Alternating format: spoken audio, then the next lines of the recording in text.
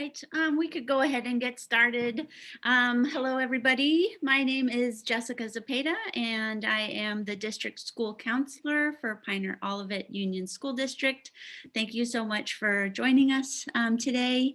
And to begin, I'm going to ask you to just take a quick poll for us, just so we can kind of see who our audience is and see what needs they might have as far as language preference. So I'm going to share this question with you, and if you can please just take a moment to answer, that would be greatly appreciated. Buenas tardes. Por favor de contestar sí o no. ¿Necesita alguien de los que están aquí presentes? ¿Alguien necesita un intérprete? Por favor de contestar sí o no. Okay. Thank you, Maria. I'd like to introduce Maria Gambino Castro, our parent liaison with the district. And let me see here. Looks like everybody's answered. All right. So at this time, it does look like we will be continuing our presentation in English with no necessary Spanish translation. Okay. Thank you. All right, so this webinar is being recorded.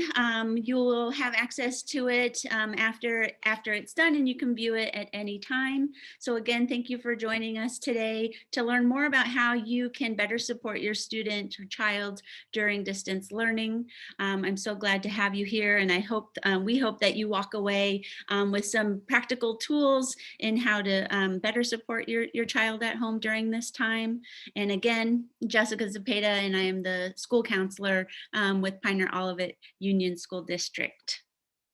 Let's see here. If you would like a copy of our presentation, at the end of the webinar, you'll be able to provide us your email address, and we will get you a copy of the presentation, just because it has some great resources that we provide in it that you might want to utilize. So I'll ask that you share your email at the end, and that will be confidential. Only I will see it, and only my co-presenter will see it. Who I'd like to introduce now, Jessica Osborne, if you want to go ahead and take it away. Yeah, so my name is Jessica Osborne, the other Jessica. I am the school psychologist for Pioneer Olivet Union School District. Great. So we're going to go ahead and dive right in. We do have the question and answer feature available during this time. So if you have questions that pop up, please put it in that section, and we will keep our eye on that part and answer to the best of our ability. And these questions are anonymous, and only we will be seeing them, but you'll be able to hear the answers and see the answers. All right, so I'm going to take it away. One of the questions that we've been getting, what seems like very frequently this year, is why does my student seem so fill in the blank? And the responses to that may be emotional, sad, angry, sometimes clingy, unorganized, unmotivated, just different. You know, the behavior that a student may be exhibiting this school year may look a little bit different than their typical behaviors in previous years. Next slide, please. So the reason for this behavior change may have something to do with something called chronic stress. Particularly in our community, we have now had multiple years of wildfires, which have included evacuations, power outages, air quality compromisations. So it has been very stressful, particularly for our community, because of this constant state of stress. And now this past year, with the coronavirus and the school closures, this has agitated what was already quite a stressful time for our community. Just for a brief definition of chronic stress, you can see over on the left here, it says that it is a constant state of alertness despite there being no immediate danger. Prolonged chronic stress can disturb all major systems in the body. So this is to say that there might be physical, emotional, or behavioral reactions to these sources of long-term stress. So this in general is just part of the reason to why your student might be behaving a little bit differently than normal. Next slide, please.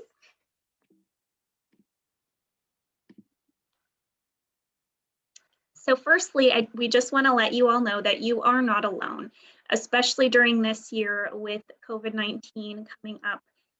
About 85% of parents have reported that there have been changes in the way that their children behave during this quarantine time. This was not even in our nation, but in nations across the country where there have been some longer term side effects of COVID-19. But we are seeing some similar study results in our own country now, but they are still being finalized, which is why the current research that I have here is from out of state. But what we really want you to know is in this county, in this country, on this planet right now, it is very normal for both parents and children to be having symptoms of anxiety and some difficulty with their behavior right now. Next slide, please. So one of the big questions, and this is what we want to help you all answer today, is how can we help? How can we as adults, as parents, as educators step in and kind of create some safety, some quality time with our children so that they can experience as normal of a school year as possible this year. So some ways that you as parents can step in to help is, first of all, creating structures. So this may look like a routine in the morning, waking up and brushing your teeth and having breakfast.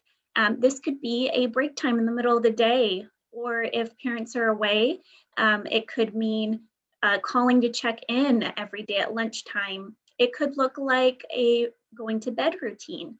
What this looks like and what's realistic for your family may be very different from home to home. Another way that parents can help is to model self-care themselves.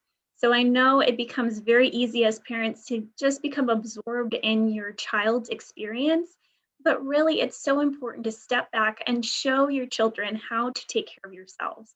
This might mean eating properly, a good, healthy, balanced meal, getting enough sleep as much as possible, and getting outside and moving or exercising when you can.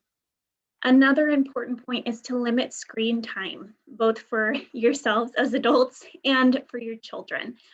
This is particularly important when it comes to viewing the news or current events in the area, particularly because these things may be very stressful for children, and they may have a sense that there's not very much that they can do to change what's happening in their world right now.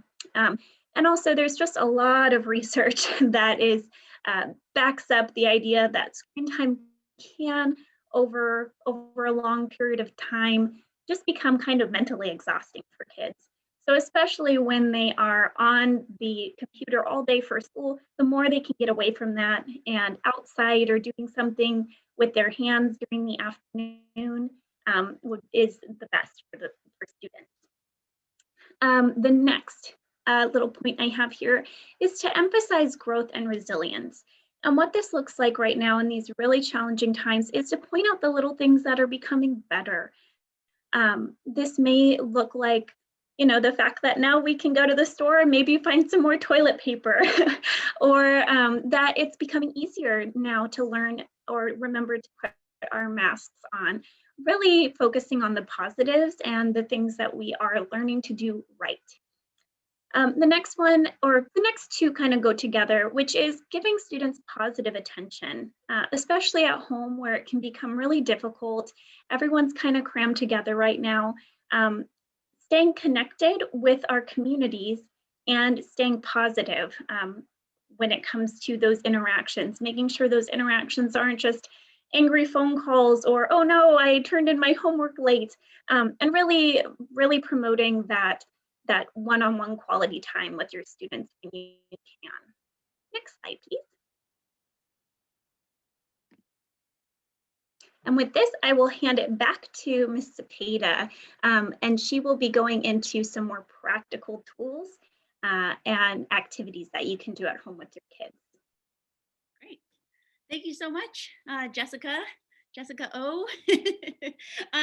Yes, so again, Jessica Zepeda, Jessica Z, school counselor, and I'm going to definitely go into some practical tools that you can use with your child at home during this time. And the first being using your toolbox at home. So toolbox is this wonderful curriculum that we use here in our school district, and your students and children have grown up using this program, and I use it all the time with students. And so I'd love to share two of the tools that I quite often use.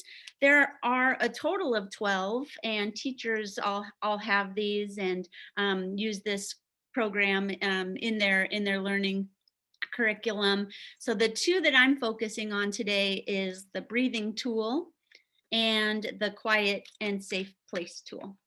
So the first one, the breathing tool, I like to remind students that they have power over their emotions, meaning when they take a moment to take a deep breath, it's going to help them begin to calm down.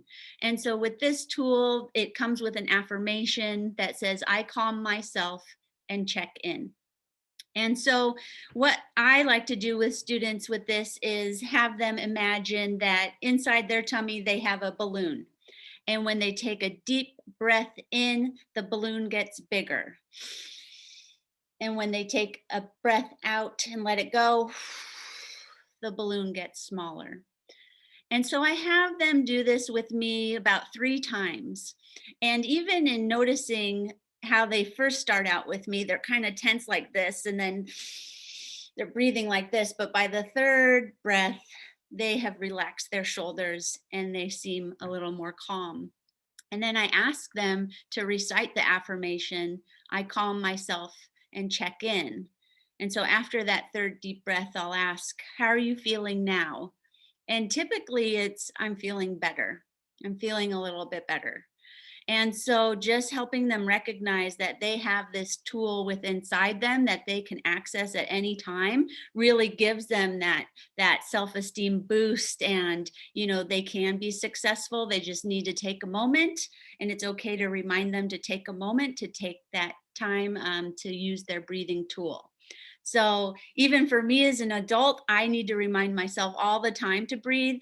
I have it on my watch, and not all young people have an Apple Watch that tells them to take a breath. So being the adult in their life to remind them, okay, let's fill up that balloon with the big deep breath, calm yourself and check in. How are you feeling now? So that's one of my favorite tools. Like I said, I use all the time with students. The second one is the quiet safe place tool. And this one can be used in 2 different ways. And the affirmation for this is, I remember my quiet, safe place. And the 2 ways that it can be used, the first is imaginary.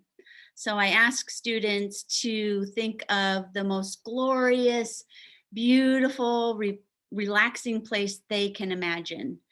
And I often lead them in a little bit of a guided imagery and ask them to tell me what they might see in this quiet, safe place that they have imagined.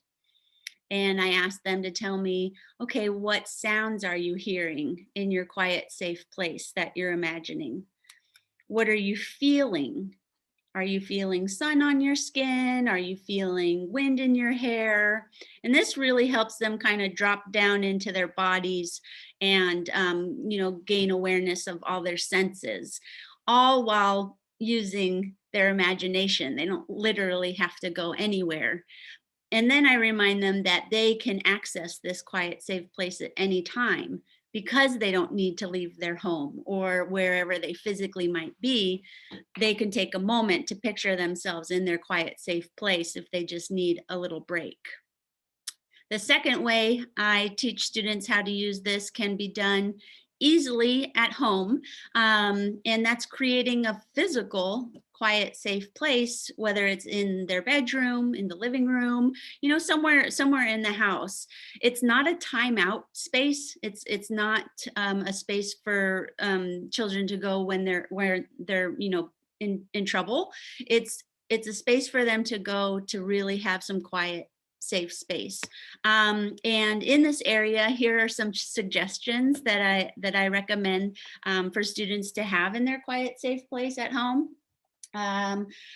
Something squishy and soft, something that they can cuddle, that'll make them feel warm and fuzzy, whether it's a stuffed animal or maybe a blanket, a pillow, something that's gonna make them feel cozy. So that's something you can add to their safe space at home. Because the tool is, recognized by some earmuffs or noise canceling headphones, you can have them in their space at home. It's absolutely is not necessary, but again, it'll, make them kind of come into themselves and block everything else out. The next thing, some kind of fidget, because if they do need to take some quiet, safe time, they might need energy to get some energy out. So some kind of fidget, whether it's Play-Doh or a stress ball, can be helpful to have in that area, wherever you decide that it's set up. Some kind of coloring book or journal or blank pages and markers or crayons that they can have in that area. If drawing really helps calm them down, that's something you can include. And absolutely, you can incorporate them into this discussion of, okay, what are some things that you have that bring you comfort, that make you feel good, that we could add to your quiet and safe place. And then books are a great thing to have in that area, because especially picture books, it could just help them, kind of escape whatever's going on and enter, I don't know, a happy, fun world, an imaginary world. So books are a great resource for that as well. So again, the quiet and safe place, 2 ways to use it, just reminding them or having them picture, somewhere that they find is beautiful and relaxing, and questioning it some more and reminding them that they can visit that place at any time because it lives in their mind and their heart. And then the actual physical space at home that you can create with whatever you might have, whatever the child might have that brings them comfort already. Okay. So another thing that I like to use when working with students are books. They are a wonderful resource for social emotional learning, teaching students about their feelings and how to manage them. And really, books can also teach them that they're not alone, in the sense that many students or many children go through similar things. And so these are a few of the books that I've been reading to students this year already. The first one called The Virtual Learning Dragon, and it's about Diggory the dragon, who kind of doesn't like distance learning at first, but then over time, learns how to adapt. And so with all 3 of these books, and most every social emotional learning book, students can see themselves within the story. And so there's always a great discussion afterwards, and asking them to relate the story to their own lives and how they might use the skills taught in the books when they're feeling upset or need support. And so I got these on Amazon, and that is a wonderful resource for many things. But once you search for one of these books, it will recommend a whole other, selection of books related to that topic or within that same category. So the list can go on. And if you would like a further, more extensive list, you can reach out to me, and I'd be happy to share that resource with you. All right. So just a reminder, you know, Jessica did talk about, you know, having structure and a routine and how important that is, you know, during this time and during any time. But at the same time, we are all working to our maximum capacity, every single one of us. And so breaks are so important, very important for, you know, students to get outside, eat those healthy snacks, drink water, take those screen breaks. And the biggest one that we're recognizing right now during distance learning is helping them get the wiggles out. They are moving around, they're not used to sitting, you know, staring at a screen, and our teachers are working so hard to incorporate breaks within the, you know, the Zoom class schedule. But there may be a time that your student or your child needs to take an unscheduled or, you know, not inappropriate, but an unscheduled break because they're having a really hard time focusing, and them wiggling and, you know, maybe having some behavior issues is showing that they need a break. And you are the parent, you are the caregiver, and you are allowed to have them take that break, even if it is during an unscheduled time. And this is something that's done at school anyway. If a child is struggling in the classroom setting and they can't focus, sometimes the teacher will say, hey, can you run this down to the office? Or why don't you go get a drink of water? And even just that little bit of a break will help them come back and be able to focus. So if that's something that your child needs, I say go for it and have them return when they're ready. Jessica, do you want to add anything with that? No. Okay. I think you hit it on the head. That was wonderful. All right. And again, we're all working so hard and within our structure, within these Zoom times and, you know, working at that full capacity. I just encourage all of us to have fun, to have some fun together, lighthearted fun, whatever that might be. Times are difficult, times are hard, but however you and your family are able to just do something fun together, that's going to promote so much emotional wellness and connectedness. So again, just taking that time to watch a movie together or play a board game together, read a book together, whatever you have access to. I highly recommend it because those are the moments that are also going to be remembered, those good memories in making, you know, having fun together. Okay. So we have talked about a lot. Do we have questions at this point before I move on? Let me see if we have any questions. I haven't seen any yet, but if anyone does have a question at any point, please feel free to type it in. Okay. So we've given you a lot of information, and by no means is this like a one size fits all solution with the practical tools that we have talked about. So if you're finding that your child, you know, you've been trying some of these strategies and they're not quite working and that your child could use some additional support, I want you to know that help is available, that you are not alone, and to please reach out to the school for, you know, maybe some counseling services for your child, whether it is through the school or you're referred to a community resource, which Sonoma County has some fabulous resources that I'll get into in just a moment. Your child might also need medical professional care. And so the primary care doctor is a great resource for that as well. And so I just wanted to kind of throw that out there, that what we have covered today is just scratching the surface, but we wanted to give some tools because we have been recognizing and hearing from parents that this is going on with my child, and it's common. Just know that, again, you're not alone. This is very common during this time, and that support is available. So this is my email address.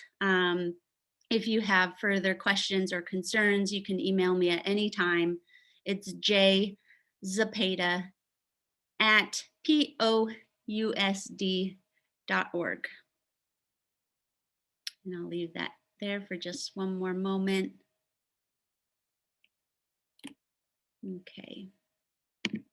So here are a few of the community resources that I often refer families to. Child Parent Institute, all of these resources up here offer bilingual services. And so Child Parent Institute, they offer parenting classes. Often those are free or very, very low cost, as well as family and individual counseling services. Social Advocates for Youth, or also known in the community as SAY, also provide counseling services and temporary housing for foster and homeless youth. They do focus primarily on older students. So if you have an older child in the home who could use some counseling support, SAY is a great resource for that. LifeWorks of Sonoma County, again, offers counseling services as well as behavioral health services. And the last one, Sonoma County Behavioral Health Access Team. This is really the entry point to county mental health services for youth and adults. So this is the phone number that you would call for kind of an assessment and a consultation, and they would kind of guide you in the right direction and make any referrals. And if you're interested in having us email this presentation to you, and as well as the community resources, you can go ahead and put your email in I think our chat is open. Our chat is open, and so you can we will see your email address. It's not being shared publicly, and we'd be happy to send you our presentation along with the resources. Finally, Jessica O, our research mogul. Yes. These are all of the references for those of you that really like to nerd out and get into these links. There are some links there that are just reaffirming everything that was shared at the beginning, that you are not alone. This is a very common time for students and parents to really be having a rough time with certain things, and hopefully some of these tools that you've learned today will be helpful in turning that around for you. Mm-hmm. So I also just wanted to share that an additional resource that's available that I don't like to share right off the bat, but when things are becoming a little bit more extreme to the point where your student is not learning at all, please make sure that you're in constant contact with the teacher. And if you've talked to Ms. Zepeda, I just wanted to let you all know that the special education team here, including myself as a school psychologist, may at some point get involved and look into whether or not additional supports are needed in that respect. However, we're always really, really careful about offering those services because any special education services are usually offered at the same time as general education services. And also, we don't want to give anything to a student that they wouldn't be receiving already. So if a student was thriving in their on-site environment when they're here at school, but really it's just hard being on the screen, we really just want to give them some tools and abilities to work with that in the meantime. But please know that that is an additional resource. It's just one that we try not to force on students before we've tried every other thing, because we want them to be in class with their peers and having as much fun as they can in this different mode of education. But I have been able to hop in and see some really fun times in the virtual classroom. Mm-hmm. Yeah, absolutely. Thank you for saying that. So it looks like we will be emailing our presentation. So again, if that's something that you would like, please go ahead and throw your email address in the chat. And this webinar is being recorded, and we will give it to the teachers to share in their Google Classroom, as well as in Seesaw for the younger kiddos. So if there aren't any questions, I don't see any questions. Nope. All right. We'd like to say thank you again for joining us today. It's been a pleasure, and we hope again that you have learned something new and that you'll be able to share and use with your child at home.